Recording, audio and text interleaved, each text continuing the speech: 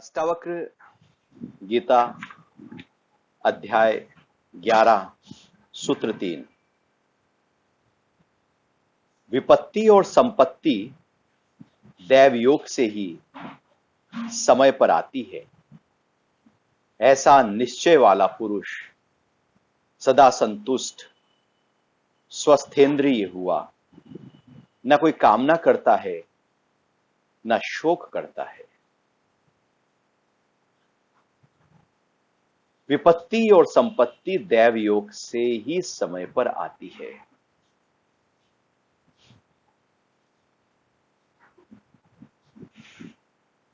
यदि हम अपने आप को देखें तो हम हमेशा एक रुझान में रहते हैं, मन में एक ख्याल बना रहता है कि जीवन में संपत्ति बढ़ती जाए और विपत्ति ना आए।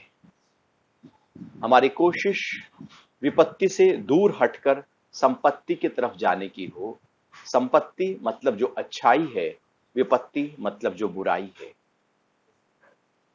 और हम लगातार इसी कोशिश में रहते हैं कि संपत्ति मेरे हिसाब से जब मैं चाहूं तब प्रकट हो जाए और विपत्ति कभी भी प्रकट ना हो।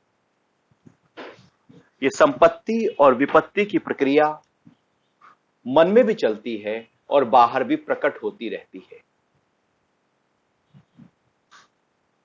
असलियत में हम केवल कर्म करते हैं। संपत्ति और विपत्ति, कर्म का फल कब आए ये कह नहीं सकते। संपत्ति और विपत्ति के रूप में संपत्ति विपत्ति मेरे कर्मों का फल है। अच्छे कर्म संपत्ति की तरफ और बुरे कर्म विपत्ति की तरफ फल देने वाले होते हैं। फल तो आना है चूंकि कर्म किया गया है। कर्म हम अपने हिसाब से कर सकते हैं, करते ही हैं, लेकिन फल हमारे हिसाब से कभी पेश हो ही नहीं सकता, ना हुआ है ना होगा। सारा दुख इसी बात का होता है जीवन में कि कर्म तो कर लिया लेकिन फल नहीं आया। एक इंतजारी हमेशा बनी रहती है कि उस कर्म का फल नहीं आया। कर्म करते हुए भी इंतजारी रहती है, कर्म करने के बाद भी रहती है, पहले भी रहती है। बस यही रहता है कि संपत्ति आ जाए, फल आ जाए, पॉजिटिव न्यूज आ जाए। और यही सबसे बड़ी चिंता है, सबसे बड़ी परेशानी, सबसे बड़ी हलचल मेरे अनुसार जब फल प्रकट नहीं हो रहे हैं तो होती है। अब कर्म पर तो हम पूरी तरह से अपने आप को फोकस कर सकते हैं, लेकिन फल कब प्रकट होगा उस पर फोकस किया नहीं जा सकता, क्योंकि वो हमारे हाथ में नहीं है। और यहां पर कह रहे हैं कि वो दैव योग है, अर्थात प्रकृति से कभी भी उसका फल आ सकता है। जब भी वो फल पक जाएगा, फल देने वाला हो जाएगा, सब कुछ अनुरूप हो जाएगा, तो एकदम अचानक फल प्रकट हो जाएगा। इसलिए गीता में भगवान कहते हैं कि कर्म करो लेकिन फल की चाह नहीं रखो, फल पर ध्यान नहीं दो। इसलिए कह रहे हैं क्योंकि फल हमारे हाथ में है ही नहीं। और जो चीज हमारे हाथ में है ही नहीं, यदि हमने उसके ऊपर बहुत ज्यादा ध्यान दिया तो चिंता बढ़ जाएगी, तनाव बढ़ जाएगा, और यदि पूरा नहीं हुए फल तो क्रोध आ जाएगा, सारा मन की स्थिति हिल जाएगी। मन की स्थिति ना हिले, मन हमेशा शांत भाव में रहे, कर्मों में पूरी तरह से जुटा रहे, ये तब होगा जब हम उसके फल पर अपने ध्यान को हटा देंगे और ये पक्का कर लेंगे कि ये जो संपत्ति है और जो विपत्ति है ये दैव योग है, ये मेरे हाथ में नहीं। यदि हमारे हाथ में होता, जैसा हम सोच लेते हैं, तो हम कभी भी अपने जीवन में विपत्ति आने ही ना देते। हमेशा संपत्ति संपत्ति संपत्ति ही में हम चाहते और वही हमारे जीवन में घटता और हमारे हिसाब से सब होने लगता। ऐसा कभी हुआ ही नहीं है कि मेरे हिसाब से कर्मों के फल आए। कर्मों के फल वैसे ही हैं जैसे एक माली ने बीज बोया। अब जरूरी नहीं कि बीज बो देने पर उसका फल एकदम प्रकट हो जाए। अब उसके लिए प्रकृति, जो दैव योग है, प्रकृति कितना सपोर्ट कर रही है, मट्टी कैसी है, मट्टी में नमी कैसी है, उपजाऊ भूमि है या नहीं, बारिश कैसी है, तपन कैसी है उसमें, फिर वो बीज फूटता है और फिर धीरे धीरे जैसे जैसे मौसम उस पर प्रभाव डालता है वो पौधा बनता है, पेड़ बनता है और मौसम के हिसाब के अनुसार फिर उस पे फल आते हैं। मान लो बारिश ही ना हो तो फिर कैसे फसल बनेगी, सूखा पड़ जाए तो मुश्किल हो जाएगा। तो माली ने अपना काम किया, लेकिन जरूरी नहीं कि फल उसके हाथ में हो। तो बीज बोना माली के हाथ में था, कर्म करना हमारे हाथ में है, लेकिन कर्म करने के बाद अब निश्चिंतता होनी चाहिए। अब हम पूरी तरह से आराम में आ जाएं, हल्के हो जाएं और फल की तरफ हमारी चाह हो ही ना, नजर हो ही ना। क्योंकि नजरें गड़ाए रहने से हम जो अभी कर्म कर रहे हैं वो कमजोर पड़ जाएंगे, क्योंकि पुराने किए गए कर्मों के फल की इंतजार भी साथ साथ चल रही है। तो जब उनकी इंतजार भी चल रही है और नए कर्म कर रहे हैं, तो हमने अपने आप को और साथ साथ जो नया कर्म कर रहे हैं उसका भी फल आ गया कि पुराने फल भी नहीं आए और अभी ये जो कर्म हो रहा है इसका भी फल चाहिए। तो मन जो है वो फल में बहुत ज्यादा चला जाता है और जब मन फल में ज्यादा जाता है तो कर्म कमजोर पड़ जाते हैं। कर्म इसलिए कमजोर पड़ते हैं क्योंकि हमारा 100% ध्यान कर्मों पे नहीं होता और कर्म इसलिए हलचल में आ जाते हैं क्योंकि कई बार हमारा मन हलचल में आ जाता है, इसलिए चूंकि फल नहीं आ रहे हैं, फल नहीं आ रहे हैं, रिजल्ट्स नहीं आ रहे हैं, तो वो जो हलचल है वो हमारे कर्मों को कमजोर कर देती है और फिर जो कमजोर कर्म है उससे फिर कमजोर फल आगे आने लगते हैं। फिर एक ये सिलसिला शुरू हो जाता है कर्मों के कमजोरी का, क्योंकि ध्यान केवल फल पर है। फल पर ध्यान हमारा नहीं होना चाहिए और योगी का ध्यान फल पर नहीं होता, क्योंकि ये अटल सत्य है कि प्रकृति अपने नियमों के अनुसार फल देती है।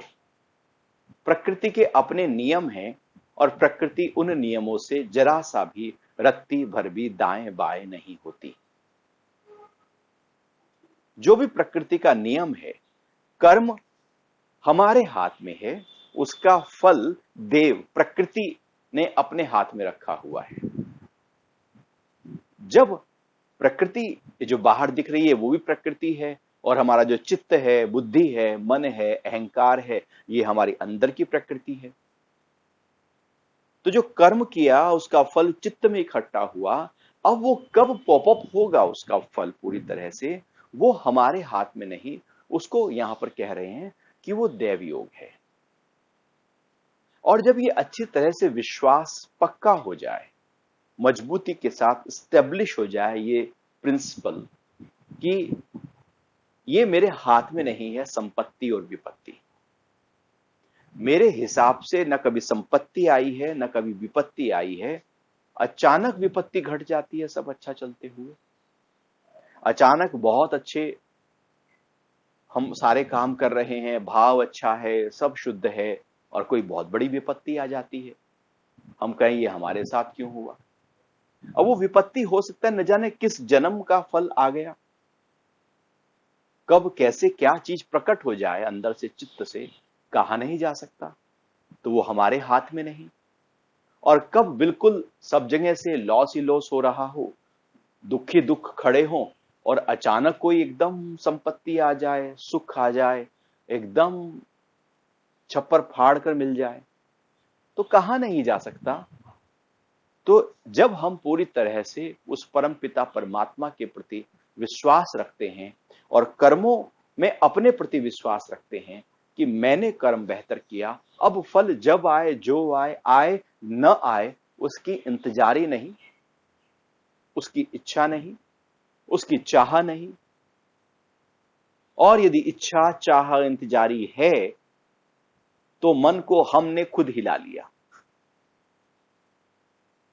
तो साधना में मन कैसे जाएगा, अभ्यास में मन कैसे आएगा, कर्मयोग में मन कैसे आएगा, दिन भर की दिनचर्या में मन कैसे आएगा? क्योंकि कल जो बीता कल था उसका फल अभी तक नहीं आया और मन में वही फल चल रहा है।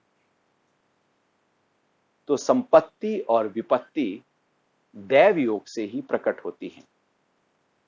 और जब ये संपत्ति और विपत्ति दैव योग से प्रकट होती है, विश्वास हमारे भीतर पूरी तरह से प्रकट हो जाए और उसका जो समय है उस पे ही प्रकट होती है। हो सकता है कि जवानी की किए गए कर्म फल के रूप में बुढ़ापे में आ जाए। ऐसे कई बार होता है कि हम कोई पॉलिसी लेते हैं और वो 20 साल की है, 30 साल की है मैच्योरिटी टाइम, और इन्वेस्ट तो हमने किया 20-30 साल तक, लेकिन उसका फल तो बहुत सालों बाद आ रहा है। ये तो हम साक्षात एकदम देख लेते हैं। जब ये स्थूल रूप में इतना होता है तो सूक्ष्म रूप में भी कितना होता होगा। इसलिए कई बार सूक्ष्म रूप में तो जन्म बीत जाते हैं। तो जब हमें पता ही नहीं है उसके समय का, तो अब हमारा उसमें उस तरफ रुझान क्यों? धीरे धीरे चल मना, धीरे सब कुछ होए, माली सींचे सो घड़ा, ऋतु आए फल होए। फल तो ऋतु के आने पर ही होंगे। जब ऋतु आएगी फल तब प्रकट होगा। इसलिए जाड़ों के दिनों में यहां पर आम नहीं आते। ऋतु के अनुसार ही फल बहुत ही पौष्टिक, मीठे, स्वादिष्ट और लाभकारी होते हैं, और ऋतु के विपरीत वाले फल कभी भी पौष्टिक और स्वास्थ्यकारी नहीं हो सकते, क्योंकि वो ऋतु के विपरीत है। तो यदि हम कर्मों के फलों को जल्दी खींचना चाहेंगे तो वो आधे पक्के आधे कच्चे होंगे और वो नुकसान कर जाएंगे। तो समय पर सब प्रकट हो रहा है, प्रकट ही होगा जब ये निश्चय हो जाए। ऐसा निश्चय वाला पुरुष सदा संतुष्ट, पहली बात है संतुष्टि, संतोष यदि जीवन में आ गया तो सारी हलचल थम गई। सेटिस्फैक्शन, एक अंदर से एकदम हल्के हो जाते हैं हम संतोष से। सारी हलचल, सारा अंदर का जो भाव है वो सब शांत हो चुका होता है। असंतोष मन को हिलाता है, कब आएगा, कब मिलेगा, कब मिलेगा। संतोष मिला ही पड़ा है, मैं संतुष्ट हूं जो भी है। जब हर हाल मस्त, हर चाल मस्त, खाके रोटी और दाल मस्त। जब हर स्थिति में हमने अपने आप को पूरी तरह से संतोष में रखा हुआ है और ये इच्छा ही नहीं जग रही है कि जल्दी आए जल्दी आए, तो मन की एक ऐसी स्थिति, संतुष्टि का ऐसा भाव प्रकट हो जाता है जो हमें स्वस्थ कर देता है मानसिक रूप से। मानसिक रूप से बीमारी ही ये है जिसमें चिंता है, जिसमें चाह है, इच्छा है, इंतजारी है। आप देखें, यदि आप कहीं गए हो, किसी से मीटिंग है और इंतजार करना पड़ जाए 15 मिनट, तो 15 मिनट की जो इंतजारी है वो बड़ी भारी होती है। वैसे 15 मिनट एकदम निकल जाएंगे, लेकिन इंतजार में 15 मिनट बहुत, एक एक मिनट भार हो जाता है। कभी देखना, कभी कोई कहे कि आप घर में बेटे से कहो कि मुझे फोन करना पहुंचते ही, वो इंतजारी में बहुत ज्यादा एक एक मिनट भारी हो जाएगा कि अरे फोन नहीं आया, फोन नहीं आया। लेकिन जैसे ही हमारे अंदर ये पूरी तरह से रिलैक्स हैं, एकदम इंतजारी है ही नहीं, चाह है ही नहीं, तो वहीं पर मन शांत है। इंतजारी हिलाती है, मन के स्वास्थ्य को गड़बड़ा देती है, लेकिन संतोष मन के स्वास्थ्य को और बेहतर करता चला जाता है। और संतुष्ट के साथ में स्वस्थ इंद्रिय भी होने लगती है। हमारी जो इंद्रियां हैं, ज्ञानेंद्रियां, कर्म इंद्रियां और मन, पूरी तरह से स्वस्थ हो जाता है। स्वस्थ का मतलब है अपने में स्थित। स्वस्मिन तिष्ठति इति स्वस्थः, अर्थात जो अपने में स्थित है वही स्वस्थ है। जो अपने को छोड़कर बाहर कहीं स्थित है, बाहर कहीं अटका है, वो अस्वस्थ है। तो स्वस्थ की परिभाषा है जो पूरी तरह से अपने में ही संतुष्ट है, स्टेब्लिश है, पूरी तरह से इंद्रियों के स्तर पर शांत है, मन के स्तर पर शांत है, बुद्धि के स्तर पर शांत है, भावनाओं के स्तर पर शांत है, आध्यात्मिक रूप से शांत है। जब हर स्तर पर एक शांति है, शारीरिक रूप से पूरी तरह से शांति है, तो समझो कि व्यक्ति स्वस्थ है। और यदि हमारे अंदर हलचल है, फल कब आएगा, फल कब आएगा, तो मन हिल रहा है, मन के हिलने से शरीर बीमार हो जाता है, साइकोसोमैटिक डिजीज पैदा हो जाती है, और मन के हिलने से बुद्धि में संशय भाव पैदा हो जाते हैं। फिर हम निश्चय से कोई भी निर्णय ले नहीं पाते। और जब ये सारा हलचल पैदा होती है तो हमारा जो स्पिरिचुअलिटी है वो कहीं डगमगाने लगती है, अर्थात पूरी तरह से स्वास्थ्य गड़बड़ा जाता है। एक के जल्दी जल्दी हो जाए, कर्मों के फल एकदम प्रकट हो जाए, इस भाव से ही। तो कह रहे हैं कि संतुष्ट और स्वस्थ इंद्रिय, ये दोनों चीजें अपने आप प्रकट एकदम हो जाती है।